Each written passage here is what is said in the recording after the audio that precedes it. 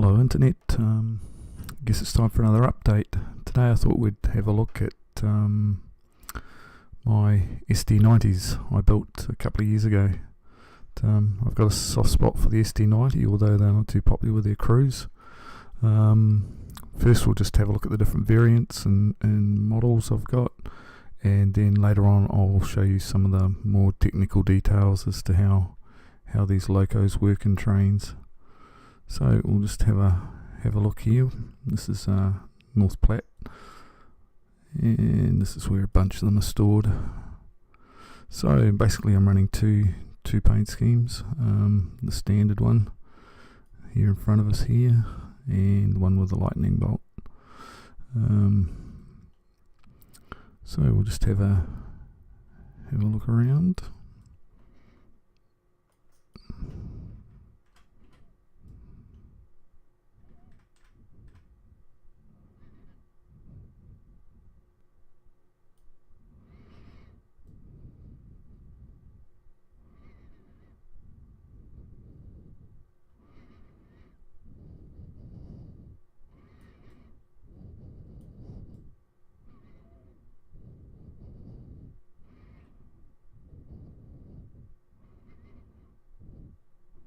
These models are quite high poly count.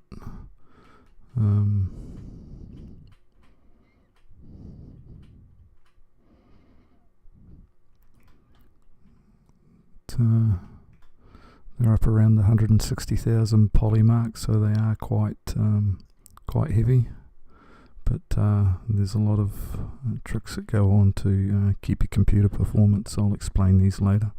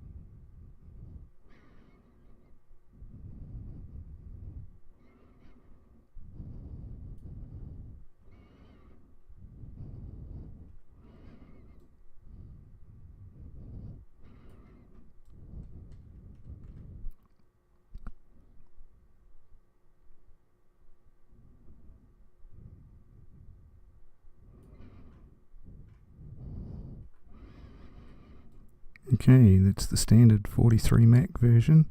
Now, UP have got rid of, well, Norfolk Southern have bought 100 of UP's SD90 Macs, and the first 20 of SD90s that were built had a,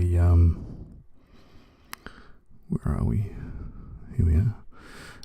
The first 20 that were built had a different structure around this back end. It's got an extra gauge here. I'm not sure because it looks like the fuel tank gauge here, and this other extra structure in here. You can't see it too in here,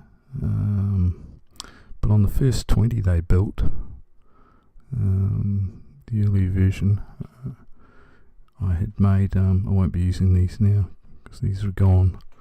They had a different structure in here with a different gauge in here. It's much like this gauge. So yeah, so that was that. Then they had the H model, the 6,000 horsepower model.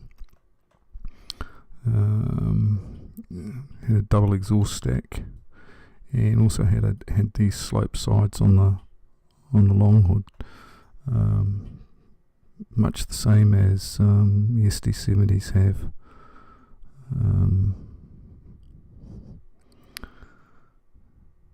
There were 22 of these built, but none of them exist anymore. They're all gone, scrapped, cut up.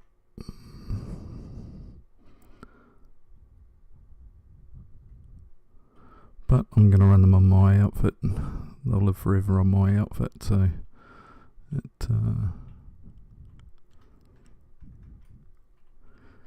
they weren't too successful, unfortunately.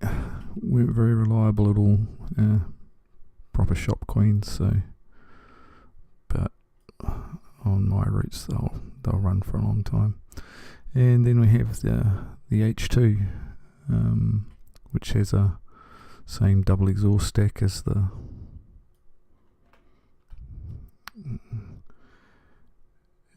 H model, and it has a more SD90 style fans and cab. It's got the non-ISO Thunder cab type SD90 cab. Actually, when you're building these, I built the SD90 Ace as well. You can actually feel the progression of the units, how they've improved as you pick through and look at the fine detail of when you make these things.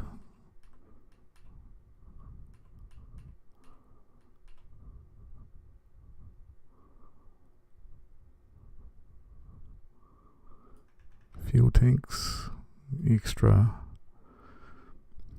bracing for the larger fuel tanks. The H models have a 6,000 horsepower models have an extra air tank as well. Here compared to the standard 43 MAX.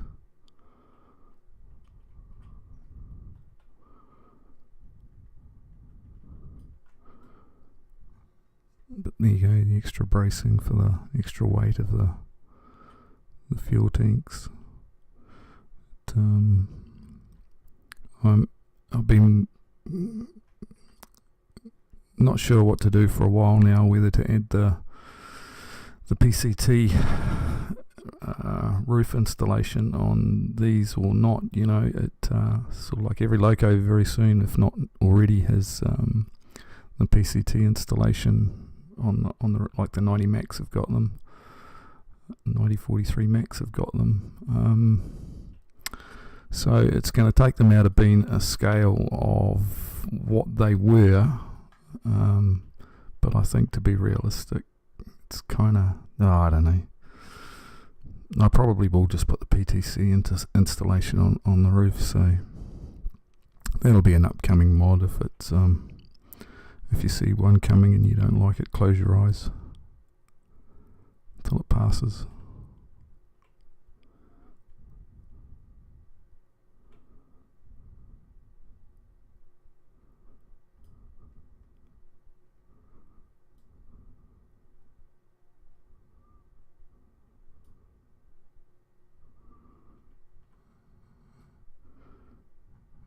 Okay, what we'll have a look at now is we'll go a bit further down here, eh? This will do.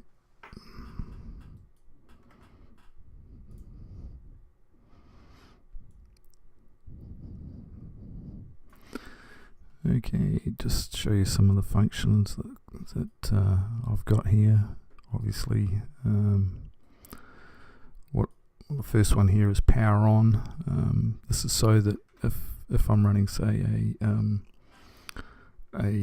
empty coal train and you don't want you have a light engine move and you don't want all the engines under power. If this power's off, there is no sound coming from the locomotive and there is no exhaust coming from the locomotive.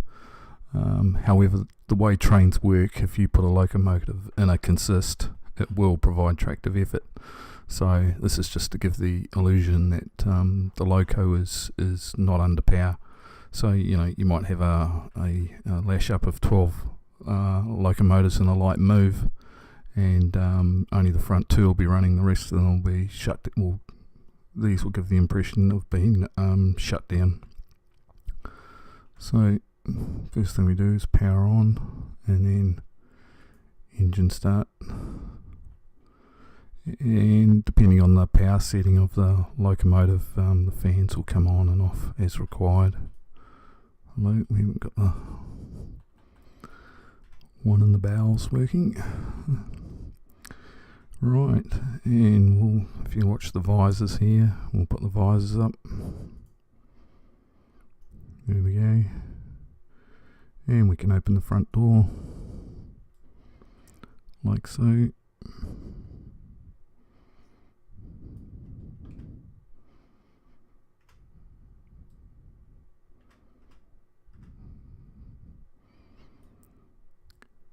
And we can also go around and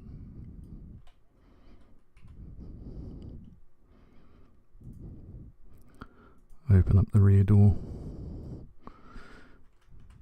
Now we can also, when you lash these things up, there is some scripts out there which programs the model that will automatically connect the hoses. However, what happens, or what I found with these, is that both sides of the Loco, these three hoses, will connect, which is not right. Usually they only connect one side. So what we'll do is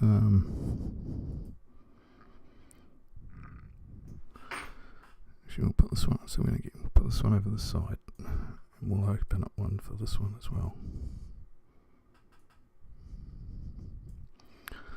There we go. And we want the front left hose on this one. So there we are, they're connected. Now we'll also put the front multi-cable. There we go, see the cable there. And we'll put the front multi-cable on this. It also makes the chains connect here. There's a little bit of give in the coupler, and these will just slightly crunch up and pull out, so it hasn't got a bend in the hose, but hey, I can live with it. Yeah, and the other thing is crew. You can run with a full crew of 2.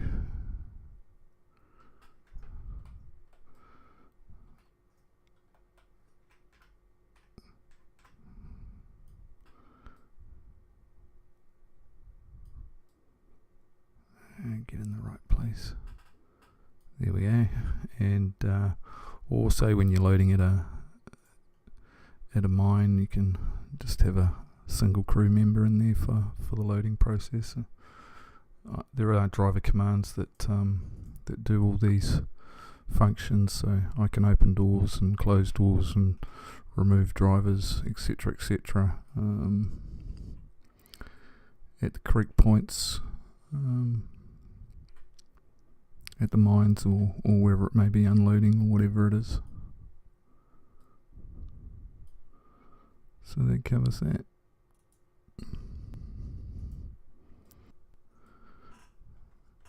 Okay, we'll just take a wander down the middle way.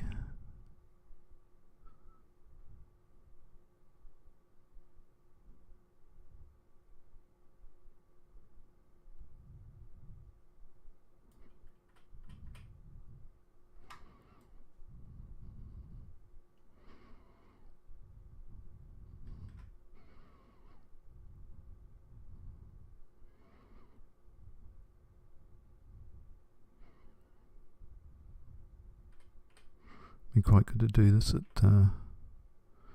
at Bailey Yard. Wander down and have a good look without getting arrested.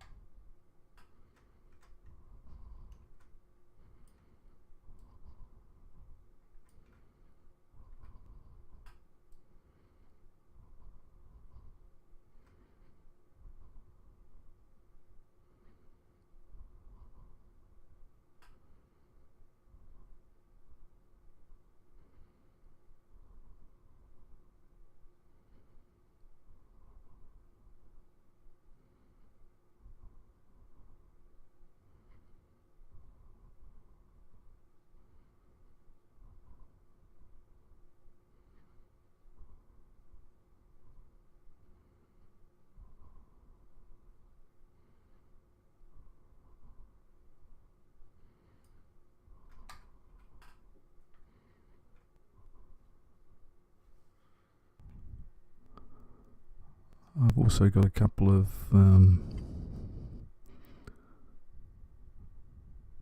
another thing we'll cover here while I'm here is these are basically non-weathered versions. These are pristine type as they were delivered. They certainly do not look like this anymore. They are rusty and yeah, they leave a lot to be desired. The new Norfolk Southern ones look quite nice. As I said, they took 100 of UP's older SD90s and they're rebuilding them into SD90 ACUs. Although I'm not really going to run Norfolk Southern stuff, I am just going to build one. I just have to. So yeah, that is definitely on the plan, is to make a new version of SD90 ACU. So I'm quite looking forward to that. As I said, those ones are in pristine condition. However, when kind of the way I want to work my operations is, as the locos run up the miles, I want to make them a bit more scruffy. Like, I haven't done it for the 90s yet, but this is the kind of thing that I've done for the Dash 9s. You know, when it gets about, say, 10,000 miles or whatever I decide, they're going to get that dirty. The more miles I clack up, they get like this, and then there, you know, and I'll put rust and crap all over them and stuff like that. So, you know, it's in the plan to run like that. The more miles they get, the more scruffy they look. So, it's just the way I want to do it. So, you can call it OCD or whatever you want, but I'm a bit of a flake like that. So, this is the Canadian Pacific version. They've got about 50 of these, I think.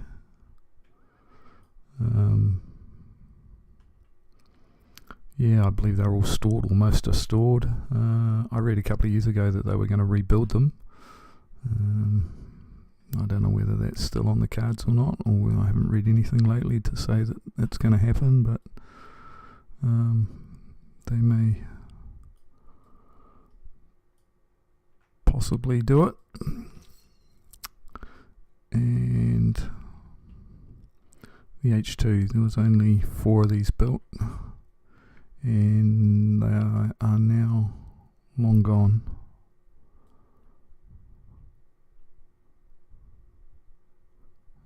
Yeah, there's only one with this colour scheme, and the other 3 with this colour scheme. So yeah, they no longer exist. They have a different aerial setup on the roof, but again, we'll just run them in occasionally as foreign power to my routes.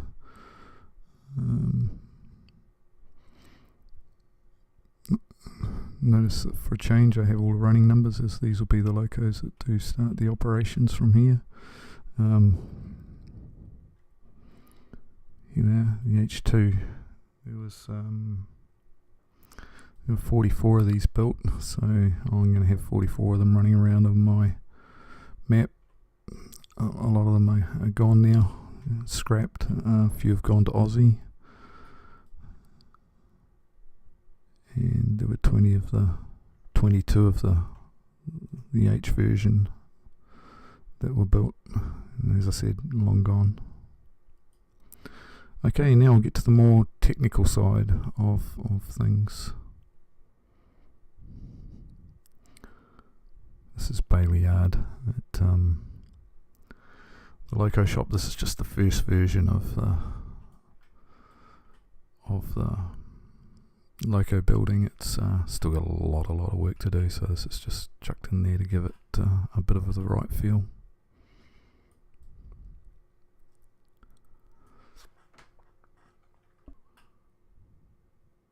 Okay, just about forgot. Also done a CIT group colour scheme. These are leases. I've seen a couple of these blue ones running around on BNSF, and yeah, I don't know where they're stored these days, but I haven't seen them around for a while. But blue colour scheme makes it look quite nice.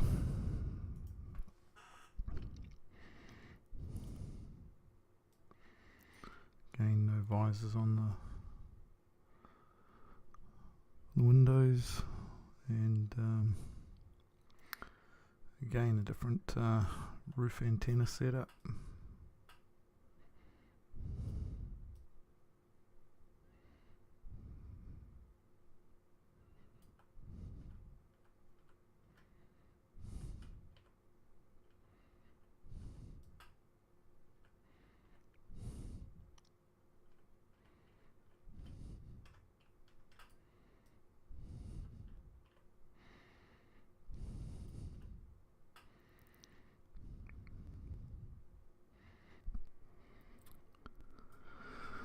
Okay, what we got here is the way Trainz works with its locomotives is to have a level of detail, what's called a level of detail mesh. So when you're really close to the model, it shows all the nice detail and all the nice bits that you want to put on it.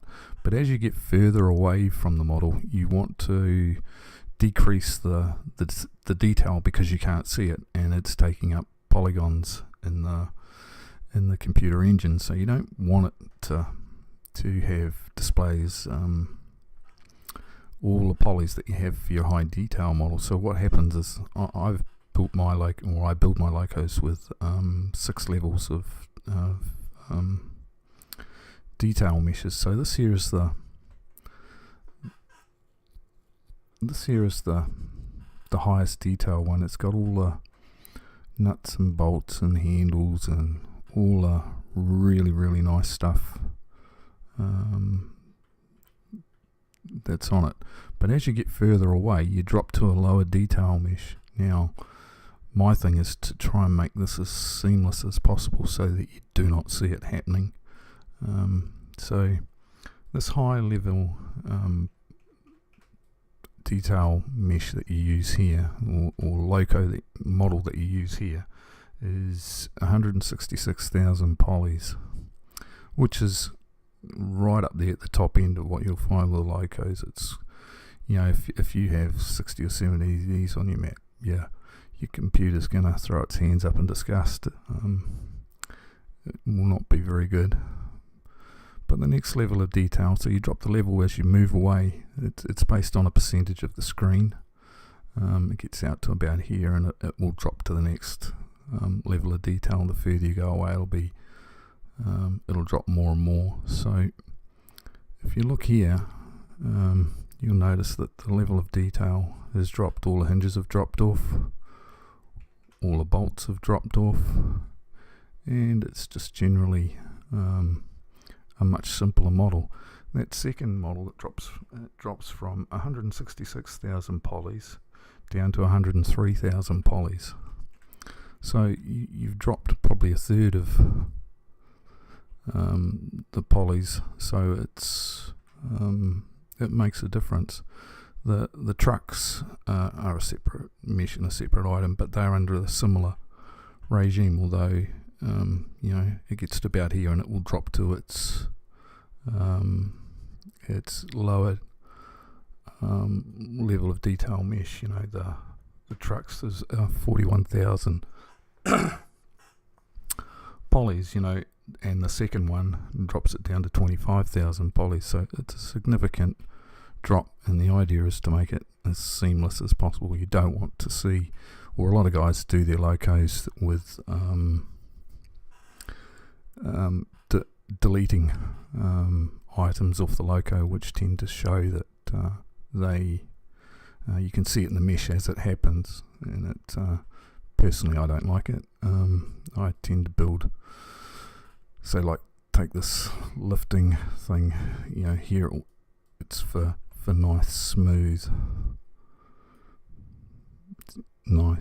curves that look really good close up, but as you get further away it starts to get a lot more blocky, because you don't need that detail close in. Same with the fans on the roof. These are, get less and less polys in the diameter and in the rate, well, and also the ones going around, so it just gets less and less because you can't see it. As you move to the third one, which I call the medium mesh, it drops from, what are we? It drops from 103,000 down to 71,000. So again, it gets less and less. Then you're down to the low, as you notice with the things, the roof aerials. Notice how they still, well, they've got blocky, but they're nice and here they're nice and round and look really nice for close-up viewing, but they've gotten a bit more blocky, a lot more sides, a lot less sides, so they get more blocky looking. This is the low-level mesh that where it's basically turned to a diamond and everything's got really just representing things so you don't see them drop out. These have got a lot less in detail. And then you move down to what I call the Q mesh. This is for quite distant viewing. It's dropped from the low level mesh of, like the low level one is only is 31,000 polys, and this is dropped down here to down to 2,000 polys. So, but it's looking really ugly. And then you go down to the absolutely lowest one, excuse me, which I call a Z mesh, which is only 1,300 polys. So this is basically yuck central. But at the distance you view this at, you don't need any more than that. You know, the trucks are a real yuck. We'll have spaced them out a bit more. We'll have a look here. We'll start down at the bottom and come up. Yeah, as you can see, the trucks are diabolical. Everything's looking gaps everywhere, but you just don't need it. There's just absolutely no need for it. As you get a bit closer, you get a little bit more detail.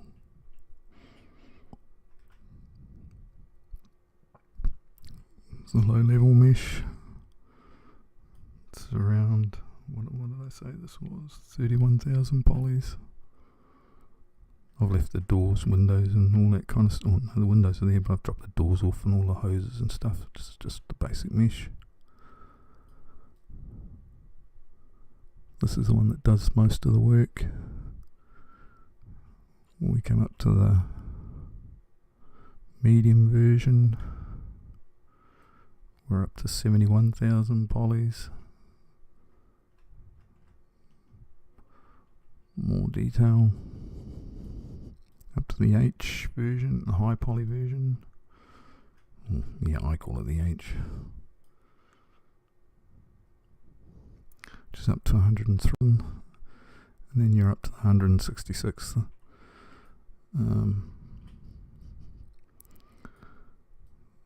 The highest poly one. If you look at the, excuse me, make you guys sick. Here we are. If we have a look at this truck, these chains, they take up a lot of polys to make these chains. So as each you go to the next version down, they're a simpler. They're still there, but they're a simpler chain. It doesn't take as many polys. So these drop down quite quickly. You know, you'll still be on the high poly model, but you get to about here, and it will drop down to the next one. So you really, like, you can sit here and look at this truck, and this will be the high poly version, but this version back here will probably have already dropped down to the medium or low poly version. So you're not getting, you're saving a lot of resources. Another thing to watch for with locos is if you find your computer struggling, this doesn't just relate to locos, but relates to all other models that you actually put in Trainz, is check how many textures the model is using. You find it in locos a lot where guys have, just because they don't understand things properly, build their locos with too many textures. Like this basically has just 2048 textures, and all it's crammed onto the okay, except for the doors, except for the hoses and the fans, but the rest of it is all on 2 textures. I've seen locos that are that you open them up and they have 24, 36 textures, and if you find your computer struggling, just check that, because that can be a real performance killer.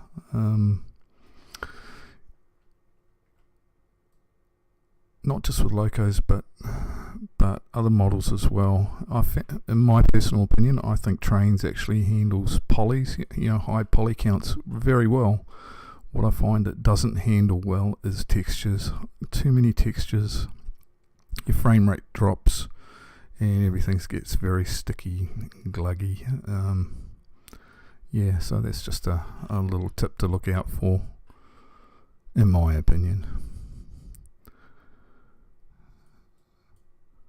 Okay, now we'll just run down and see how okay, what I've done here is I've created a model with that will make shapes over the top of it, and this shows where it changes from one level of detail mesh to a lower level of detail mesh. So as we go backwards, you'll find how it switches to a lower detail mesh, and the idea is to have it so that you can't see that it's seamless, that you can't see that it's changing. So just have a look and see if you can see anything that changes that you can see. So there we are. We'll drop down a level of mesh, level of detail, down another one.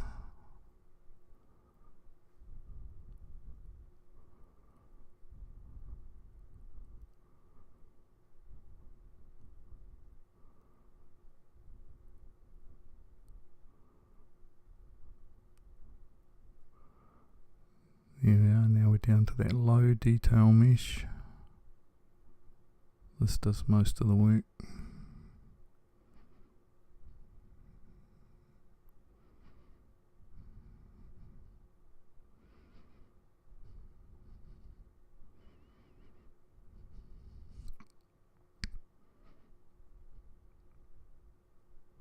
Now we're down to the Q mesh, and then we'll drop down to the Z mesh. There we go. That's the lowest detail, yucky one that we had on the end. That's really ugly, but as you can see at this distance, you don't need any more than that. You really don't. So it's not killing your performance.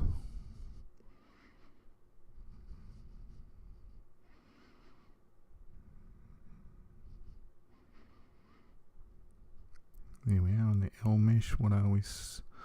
31,000 polys.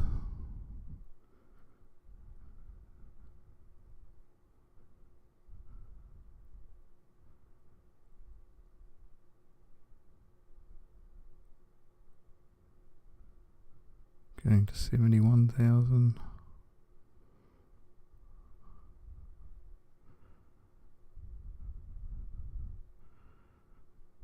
103,000.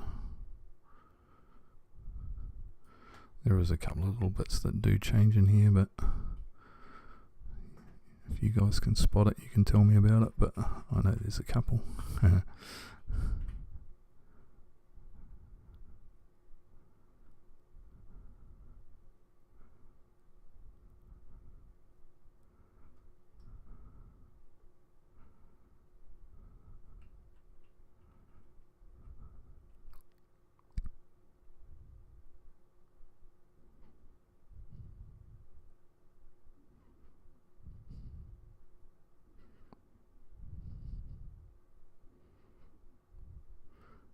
There's one.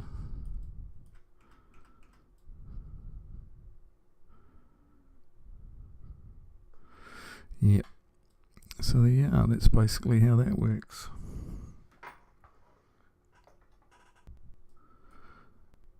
Okay, so basically all my models have that system in of